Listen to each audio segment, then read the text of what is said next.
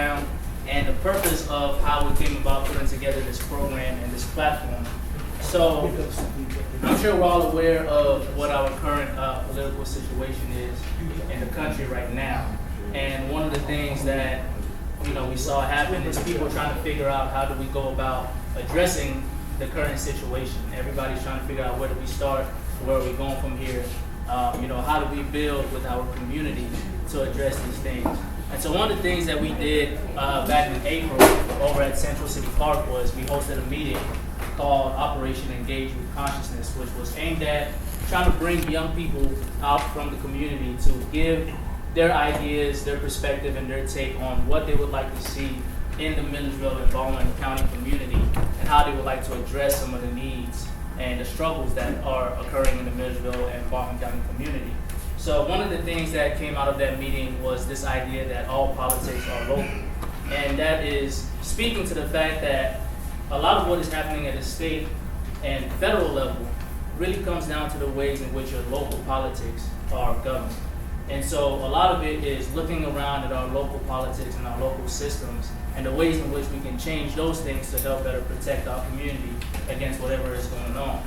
And so one of the first things that we thought about doing is we talked a little bit about, with this year being a municipal election, thinking about what is it that the community wants to see, right? I think that it's important to understand that, when there's elections, politicians, they'll have their platforms, they'll have the things that they will, bring to the table and say, this is what I want to do, this is how I want to govern if elected.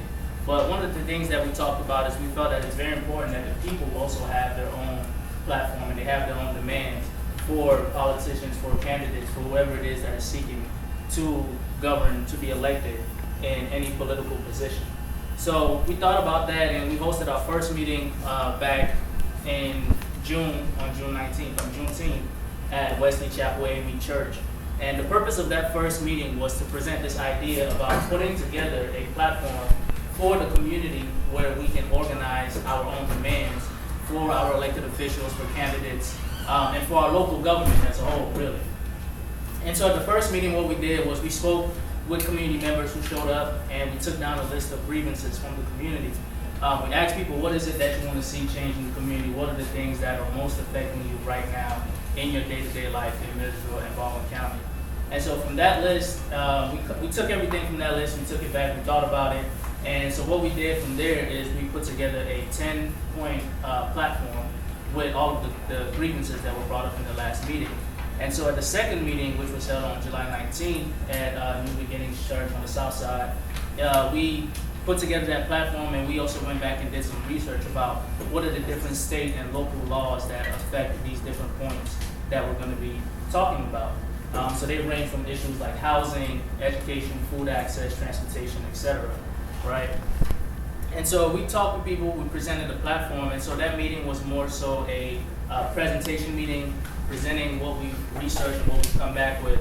And it was essentially a 2-point approach to that platform. The first point was coming up with things that we could demand from our local government around those issues.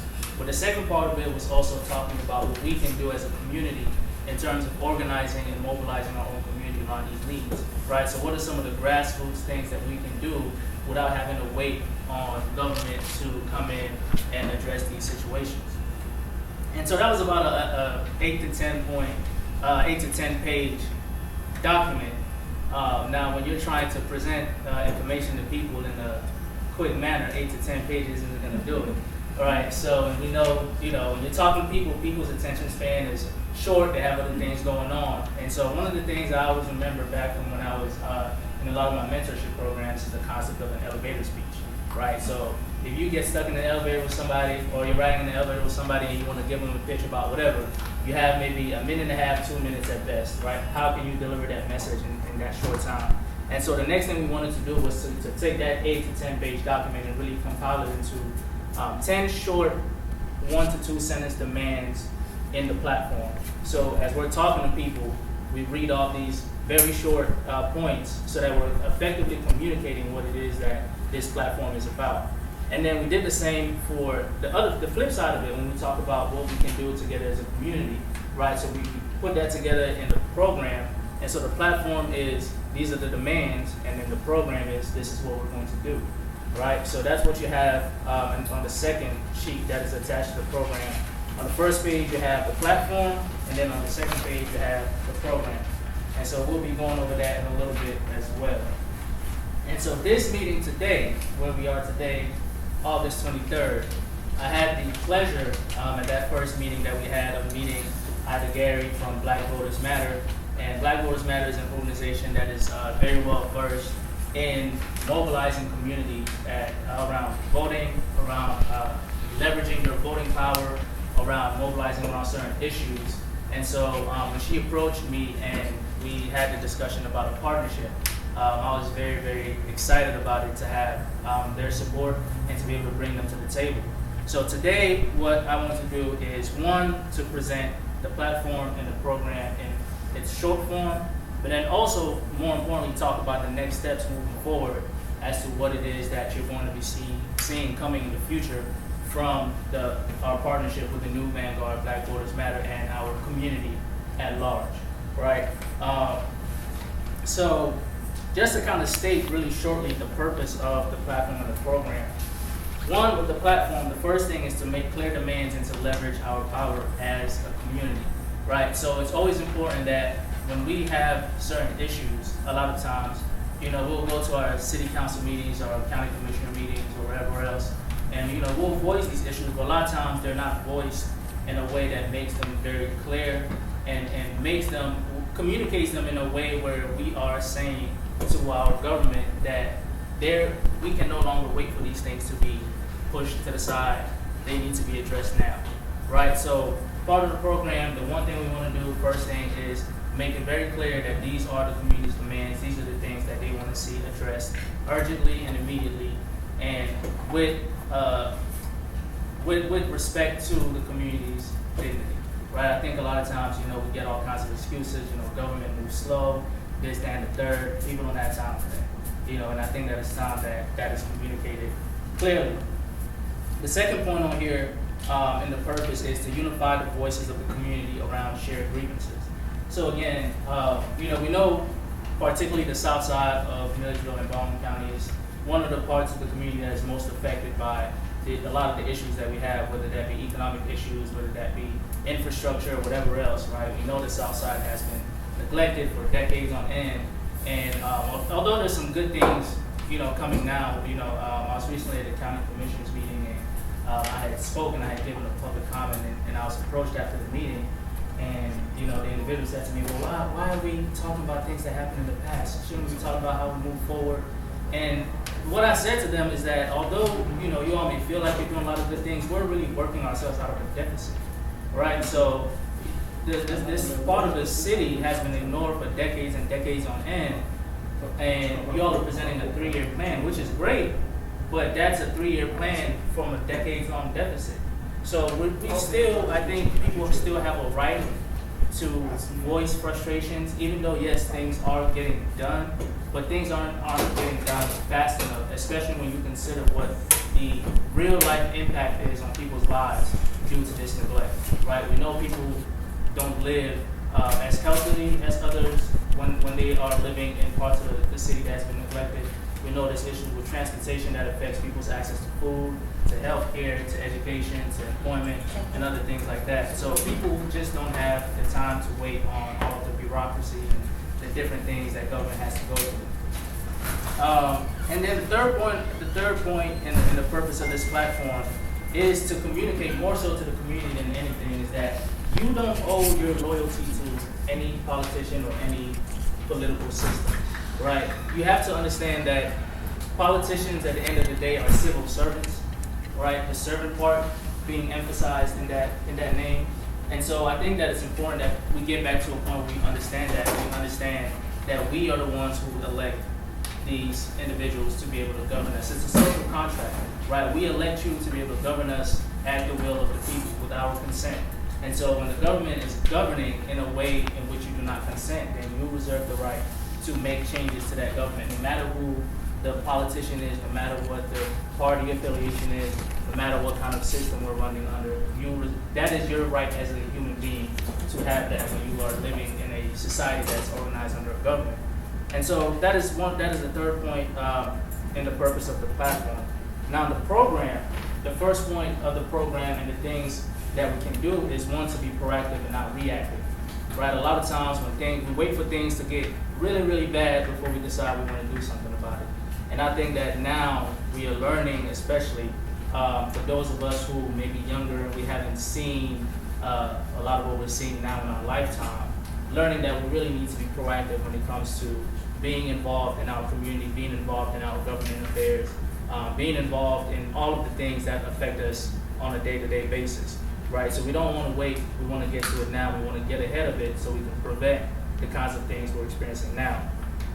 The second point of the program, and this is a little bit more of an ongoing and long-term sort of goal, creating alternative systems and institutions of power, thinking beyond just the politicians, right? So right now we understand our institutions of power, for example, city council, county commission, those kinds of things. Those are the traditional paths that you have to go through when you want to get something addressed. But that doesn't, when those things fail us, then what do? Right? So within the community itself, we have to have institutions and systems of power that allow for the people to take initiative and be able to address their own issues. Things like people's assemblies, people's councils, coalitions between different organizations, and those kinds of things. Right? So we have to create things that empower people to be able to do things about the situations that they're in. And then the third thing, relating to the second thing as well, being self-reliant as a community is really important. Again, not being overly dependent on the traditional ways of going about addressing things through our political systems, but understanding that we do have within the community, we have the skills, the creativity, the resources if we come together to be able to address these issues. And so those are just really shortly the purposes of both the platform and the program. And so now I want to go through it and read the points, and so that we understand these and they're clearly stated. So the People's Platform, again, these are the demands that were put together based on what the community brought forward to us in our last two meetings. The first one relates to housing, and it states, we want better living conditions, affordable housing, and that landlords be held accountable for abuses of tenants' rights. The second one relates to food access and food insecurity, and it states that we want guaranteed access to adequately nutritious and healthy food for all, particularly underserved communities like the South Side. The third one relates to transportation. We want guaranteed access to efficient and accessible public transportation that ensures residents have access to basic necessities and services. The fourth one relates to employment and workers' rights. We want better advocacy on behalf of our local workforce to ensure workers are being paid wages that guarantee a dignified standard of living. Number 5, we want guaranteed availability and accessibility to quality and acceptable healthcare services and infrastructure, including emergency and mental health services. Number 6, we want better access to and expansion of child care services, particularly for children with physical, mental, or learning disabilities. Number 7, we want a quality, honest, and culturally relevant educational experience for our students and the public school system, as well as accountability for institutions of higher education that have long-standing discriminatory admission practices and harbor a hostile learning and social environment to students of color. Number 8, we want an end to over-policing of Black communities and residents and demand greater accountability when misconduct by law enforcement is reported. Along with that, we want greater investment in community and youth programs which are proven to prevent crime more efficiently than more policing. Number 9, we want local government to take a stronger stance in protecting communities and demographics that are made vulnerable by the policies of the current federal and state administrations. No one should have to live in fear because of their race, nationality, immigration status, gender, or sexuality. Number 10, we want more green spaces, community centers, and infrastructure that encourages communal activity in a safe, productive, and healthy manner. People are products of their environment. So these are the 10 points that we came up with based on the last 2 meetings that we had. Now the next page is the People's Program. And so this is going to be a lot of what you're going to be hearing moving forward in terms of what we are going to be doing as a community and the ways in which we plan to bring the community together to organize the community. So point number 1, political education. We must work to educate ourselves and communities about political and economic systems that affect their lives and well-being so that they're able to make well-informed decisions when engaging with politics. Number 2, organize, organize, organize. We must work to organize our people and communities in order to effect long-term systemic change. Whether you join an organization or start an organization, we must be organized. Number 3, coalition building. We must work to maximize our effectiveness in creating change by utilizing the strengths of different organizations and individuals without straining our resources or manpower. Collaboration is key. Number 4, accountability and public pressure. We must work to consistently hold local government and community leadership accountable to ensure that they enact the will of the people. Number 5, youth engagement. We must work to engage our youth and instill in them the values of responsibility and leadership in shaping their futures and ensuring the well-being of their communities. Number 6, meeting urgent needs. We must work to address the urgent and day-to-day needs of our community in order to alleviate them from the stress of systems and issues that negatively impact their well-being. Number 7, get involved. We must work to involve ourselves in already existing programs and services that aim to serve the needs of our communities. No need to reinvent the wheel when we can contribute to the improvement of what is already in place. We see a lot of that happening. We need to get better at that. Number 8, building new leadership. We must work to replace the old guard with a new guard and build leadership that reflects the will of the people. Gatekeepers must go. Number 9, building people power. We must work to restructure how power is held and exercised. The people must feel empowered and able to leverage their power for the collective benefit. And number 10, taking action. We must work to take action against all forces that seek to exploit our community and negatively impact the well-being of its residents. Mobilizing to take action is important. And so the program, these are the 10 things that we are sort of building our next steps around, making sure that we're organizing the community, making sure that we're taking action, making sure that we're keeping pressure on our local government, and especially, most importantly, is engaging our youth, right? And so that is one of the things that really want to work on, is engaging the young people in Milledgeville and Baldwin County to get involved. And so both of these things are the platform and the program. The first part, this is what we want our politicians, our local government to commit to. But the program, this is what we want our community to commit to. We also have to commit to making the change. So at the bottom of that, there's a QR code. If you haven't had a chance to sign that petition already, you can scan it and sign it at that website on change.org. But so this is the finalized version of the platform and the program that we have. And so next steps is, as I mentioned earlier, had the pleasure of meeting Ida, and she's come back down to Milledgeville a few times, and we've sat and talked and brainstormed on a lot of important things that we think will be very beneficial in terms of mobilizing and engaging our community. And so I want to welcome Ida up to speak with you all, and introduce herself and her organization, and speak about some of the things we're trying to do.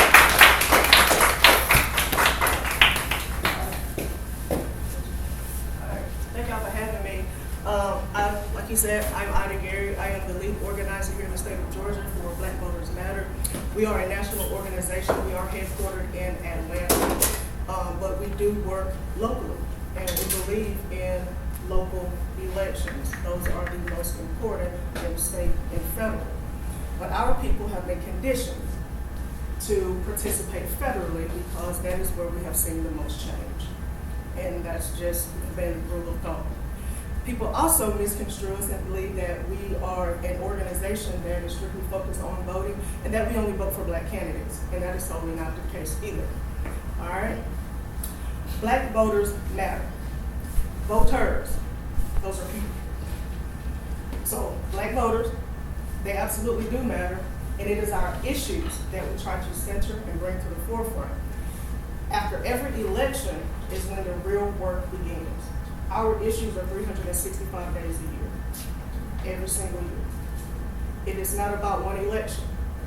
So we believe in what Fidelis has put together with the community, because he's had several of these listening sessions, is that you take your platform These are the things that the community is upholding. And then you measure that against one, current leadership. Is the current leadership meeting, or they even have the capacity to meet the demands or address your issues? And if they don't, then who doesn't? Who can actually meet your needs? We like to call, within our organization, we have something we say, ring the bell. And that is, you sound the alarm against Black effective leadership. All skin folk and kin folk. And we definitely believe that. It's about who is going to be the best in that position to mitigate the harm in our communities. And we have to get out of that mindset too, that like Fidela said, you can't be loyal to an actual candidate, a politician. You have to hold the office accountable. How many people in this room work? You work, that means you hit a clock, somebody signs your paycheck. Or if you're retired, you work for somebody. So, if you go to your job on a daily basis and you do not perform, what happens to your job? Fired. You get what? I get fired. You get fired. It's the same with our government. They work for the people. They don't work. We don't work for them. So if you have people that are in office and they have been in office and nothing has moved pertaining to your interest, what is in the benefit of your community, why are they still in office? And that is what we do, power. We have to ignite the power that we have. And voting is just one of the tools in our dwell house, in our toolkit, that we can use to harness that power and mitigate the harm in our communities. If you don't see an investment in your community, why is that? Ask those questions. You absolutely can. You have the right. When he talked about on the programming, educating ourselves, we have to understand who does what within our communities. And that's part of what we do. A lot of it is voter education. We tend to connect the dots for people. If affordable housing or the condition of housing, if that's their number one issue, who is responsible for that within your government? Because it's not just citizens. The government has a hand in that. And it's not state government. It is local. It is what's at your front door. Local government, local politics is actually the strongest thing that you have to safeguard yourself from what happens federally, if it's something that you don't like. If it's something that definitely is going to trickle down and impact your family and your community, it starts what's at your front door, local. Your mayor, your council. Who holds the power within your community? And why is that not more people-based?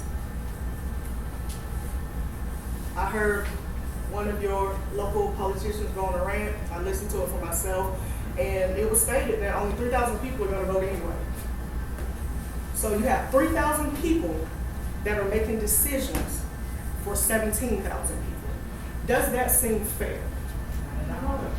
Does that make sense to you? No.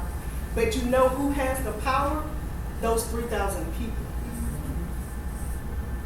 Because those are the people that they're going to listen to and that they're going to cater to. Even out of her own mouth was stated, it's only 3,000 people, so I'm going to focus on those 3,000 people and I'll go to their doors. But what about the rest of you? Black or white, it doesn't matter. What about the rest of you? So that is what I am excited about with Fidelis, is igniting the community. It's like you have to educate yourselves on who's doing what, looking at your platform, what you have, those demands, and what can we actually do right now with the current leadership, and what is going to take a new government to do. And that's where you start. You start right there, looking at your all 10 of your demands. What can be done right now today with who is currently in office? And then what can be done long term but it's going to require somebody else in office. And that's how you make your determination. Any questions for me? Because for too long we tend to let people sit in positions because they're comfortable and we're comfortable. And we don't think we can challenge the status quo. But you all said so yourself, if you're not doing the job, how do you remain at your job? Yeah. And then there are people there who have the audacity that they're not doing the job, but they want you to promote them into another position that is higher than the one that they currently have. Please tell me how that makes sense. It doesn't. But those are the things that we tend to think about. But we need to start. Because again, they work for you, the people. You need to know exactly what that office does, what they are responsible for, and then you hold the office accountable to executing their duties. All right? Any questions?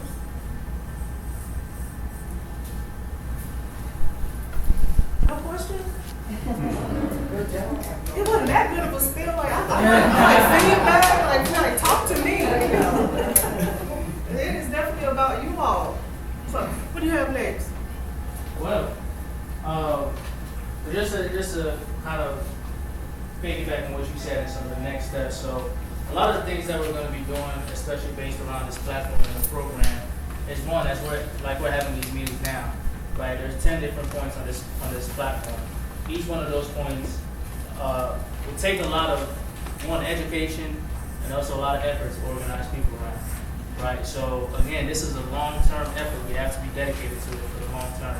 So one of the things that we definitely plan to do is to organize meetings around each one of these points, whether it be housing, whether it be food insecurity, education, transportation, whatever, right? Organize individual meetings moving forward around each of these points so that we can focus on these points and really go into detail about, like she said, what are the different things that affect these on a local level, how can we organize to move the needle on these issues, and then also what can we do as a community at a grassroots level to start to address a lot of these things, or what is already happening, you know, that we can contribute our efforts towards, not needing to reinvent the wheel. There are a lot of good things that are happening in Milledgeville that the people of Milledgeville and Baldwin County are doing themselves, that all they need is for other people to come in and provide resources, provide their manpower, provide more visibility to it so that they can help to serve more individuals in our community. So that's one thing. The second thing is, again, we need our people to be organized. Join an organization, start an organization, but be organized. Now, why is organization important? Organization is important because we need to be also be held accountable as individuals, right? When you say that, and I've dealt with this a lot, Raymond will attest to it. We'll have meetings, people will come in here, hoorah, we're ready to do it. You don't belong to anything that holds you accountable. And then as we doing more things in the future, if we don't see you, we don't hear from you, the numbers start to get smaller. I mean, I can call you up and say, hey, where you at? You're not in the organization, right? So I don't have the authority to hold you accountable. But if this is something, if you're really committed to change in your community, join something that is going to contribute to that, right? The third thing, again, as I mentioned in part of the program, where I said gatekeepers must go. That was one of the things that came up in our April 27th meeting, where one of the young people talked about, well, how do we get rid of gatekeepers in our local politics? And one of the things that we have to remember, and I said this earlier this month on Facebook, a good politician can never outwork a bad system, but a bad politician will always take full advantage of it.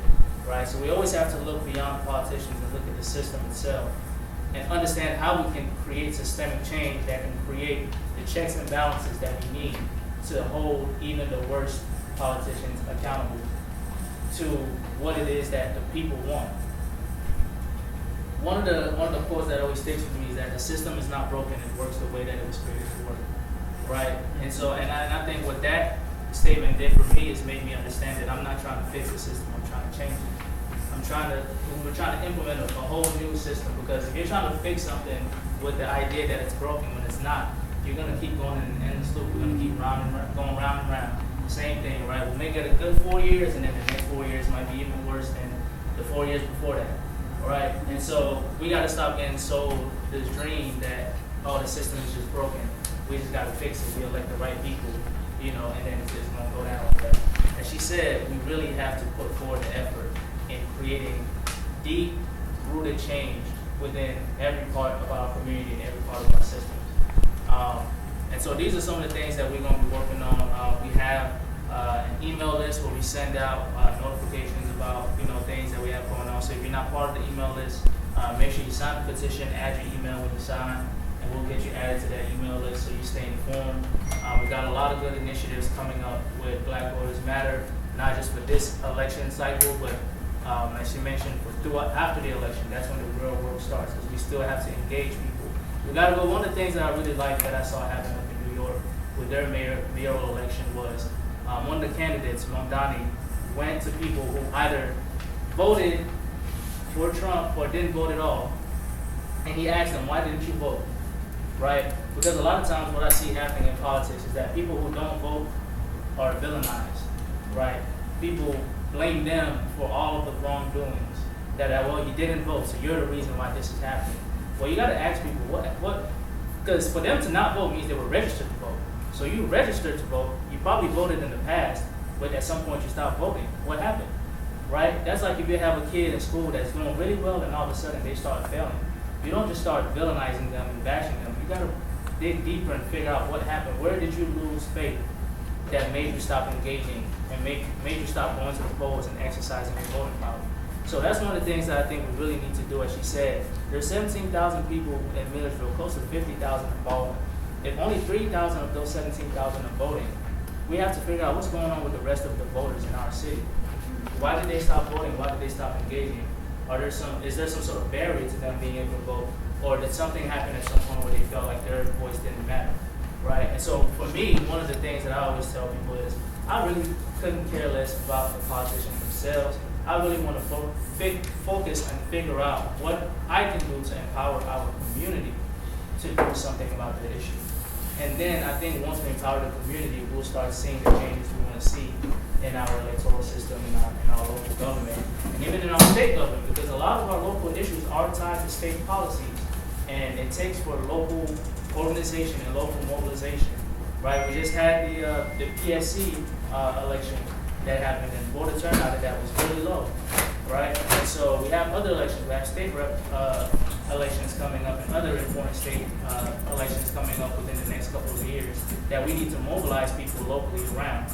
And so things like that, we have to keep people engaged because politics happens every day, right? You might vote this November, but bills are still being passed in January and in May and next year, right? And so we can't just think that we voted and then leave it up to whoever we voted for to think that they're going to do the right thing. That's not how it works, right? So it's important that we show up. One of the things that we've done with our organization, the new Vanguard, is we've committed ourselves. Those of us who live in the county, make sure you go to every county commissioner's meeting as you can. You don't have to speak, but we go there to keep record of what's going on. Those of us who live in the city, go to every city council meeting that you can.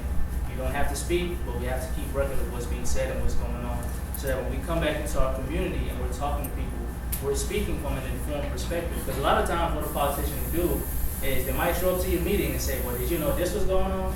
Did you know that was going on? They'll try to make you look ignorant, or they try to make you look like, well, you're crazy, you don't know what you're talking about, right? Now, they can't do that with me because I show up. So I tell them, I show up to the meetings, we show up to community meetings, right? All the different cooperatives, you show up. That's one of the most important things you can do is just to show up and to be there and to know what's going on, right? Knowledge is power, and they say that for a reason, because it gives you the ability to be able to do the things that you need to do. So what we want to do next is open it up. Y'all were a little quiet earlier. I know y'all got thoughts and questions and things y'all want to say. So we want to open it up for discussion as we always do. We have rules of engagement. Now, for those of y'all who have been at some of our previous meetings, they've been quite interesting. So we had to make sure we put some rules and parameters in place as to how we engage. So for any politicians, candidates, appointees, or other government officials that are present, one, our first point, do not speak over the people, right? Do not make excuses, cop pleas, shift blame when the government is criticized. We don't want to hear that. We want to hear initiative, right? We want to hear accountability. That's what we're here for. But also, do not speak for more than 2 or 3 minutes at a time. I kid you not, we have had folks hold the mic for like 10 minutes at a time, going on about God knows what, and bored the rest of us to death with information that really was not useful.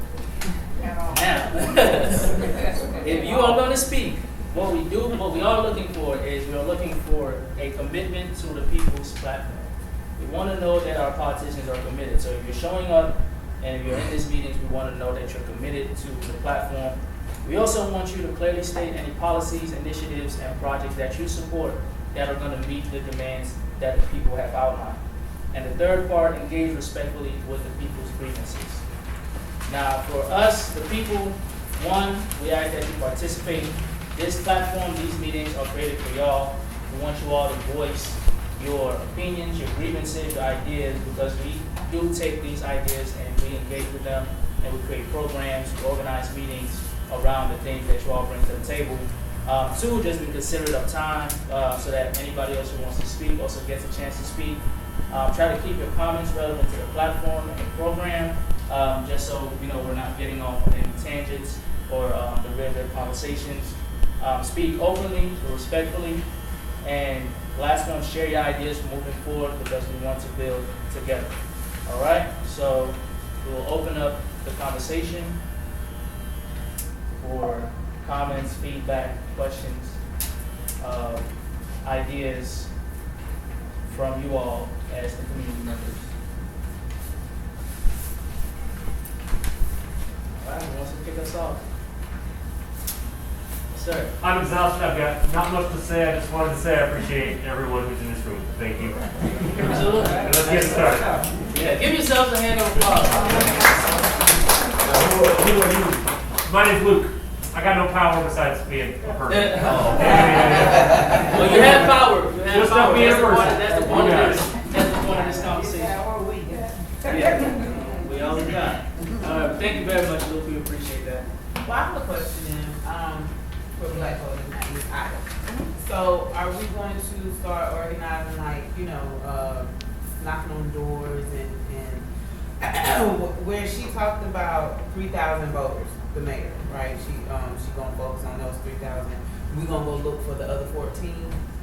You gotta look forward, we got them. Oh, We know what they are, yes. If you all would like to do a concentrated canvas, all Fidelis has to tell me is, these are the people we want to canvas as far as like age, demographic, do they vote, do they tend not to vote. We, as an organization, break all people into pretty much 4 categories of registered voters. You have those that are registered to vote and they've never voted in a single election. Then you have those that are registered to vote and they are what we call infrequent voters. They may vote for president, depending. They may have voted in 2008 for Obama, and then they voted again in 2020 or 2016. And then you have a group of people that are infrequent voters. Those people will vote if it's their homeboy, they got their cousin that's running for office locally, they're gonna vote for their cousin because they want to show support. And then they're probably gonna vote for the governor, they'll vote in gubernatorial races, and then they're definitely going to vote every 4 years presidential. You have those sets of voters. And then you have what we call the super voters.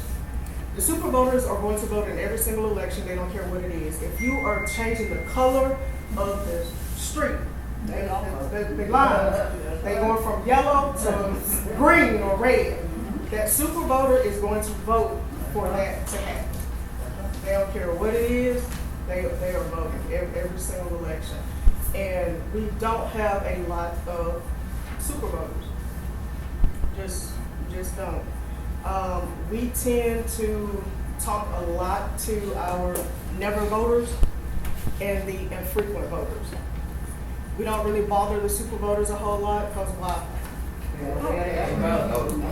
They already gonna vote. Now if it's something like a special election that just popped up out of the blue, like the PSC race, that race caught a lot of people by surprise.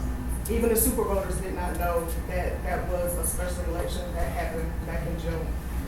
So we tend to just notify them of that, but they still like to be engaged and just know what's going on, but we don't have to do a whole lot, like we ain't gotta keep talking to them, keep talking to them, keep talking to them. So it is totally up to you all how you want to engage and who you want to engage. My recommendation is definitely talk to, in this particular election that's coming up, would be your frequent and infrequent voters. I wouldn't do a whole lot with people that have never voted, not now, because you don't have enough time to do what it would be needed to actually get them to move from not voting to they're gonna go and vote. But your infrequent voters, and if they definitely know what's going on, and you're talking about how it absolutely affects them, how they're going to be impacted, then they are most likely to definitely show up. Because believe it or not, y'all, there are people that don't vote just because you ain't asked them to vote. and that's all they want. They just want to be asked. Yeah, people want to be engaged. Yeah, Right.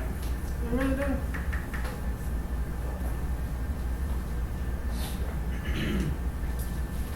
But you also got to go with a message. And it can't just be, you need to go vote. But the platform is helpful, I think. Yeah. To share with people. Like, I know for me, we might not be a person that like everything on here is important to us, but at least 2 or 3, and so that allows you to sort of say, is this also a concern of yours? This is what we're trying to do. So that's helpful.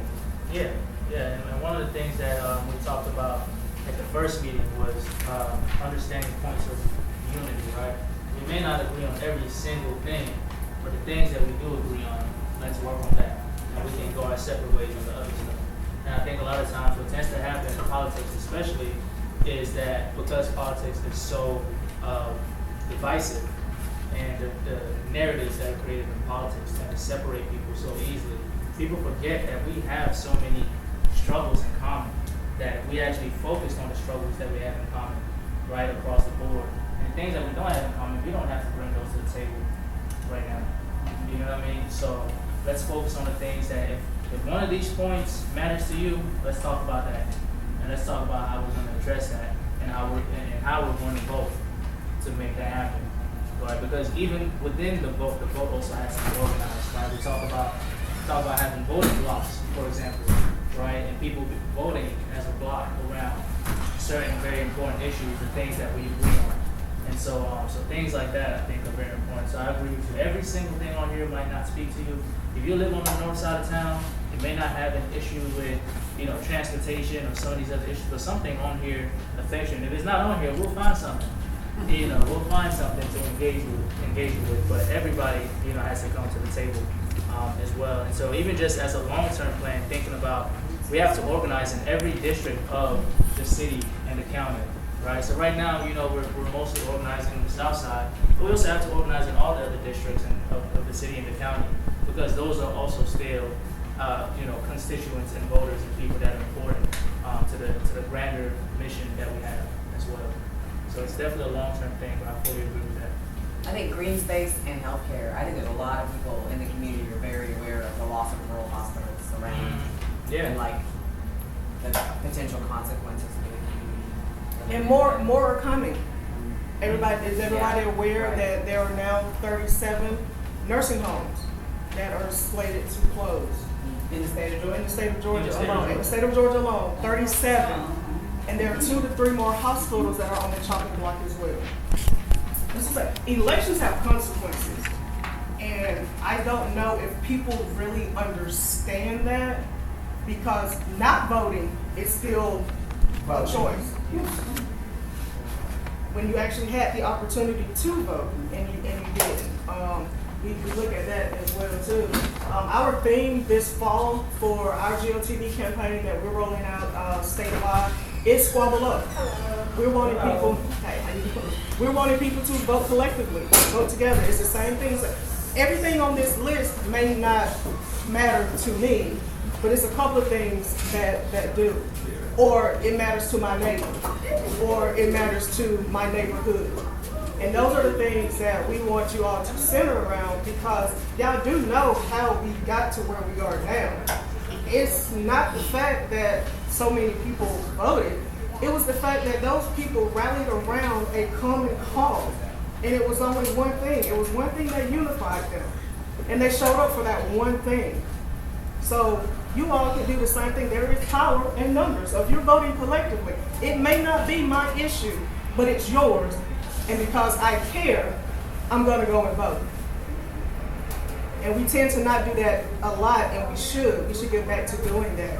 Back in the 60s, when people were registering to vote, I mean, they were registering to vote in droves together. Because they were also safer in number too. It's hard to beat all our ass. Pardon my language.